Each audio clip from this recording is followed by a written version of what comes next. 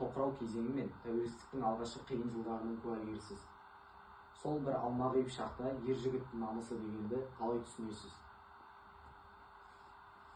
Ер жігіттің намысы деп біздің уақытымызда ел алдындағы жауапкершілік, жанұяның алдындағы жауапкершілік, ер азаматтың екі сөйлемеуі. Біздің заманымызда екі сөйлеген жігіттің өлгені деп есептеледі. Уәдеге тұру, басқа не айтады?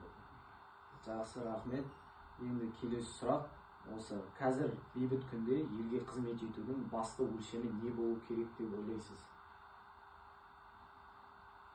Тәуелсіз мемлекетіміздің алдында қызмет ету, өз қызметтерін абыроймен атқару, мынау болашақ өскелең жастарымыз өз ісінің шебер маманы болып, мамандық иелері болу, елге қызмет ету.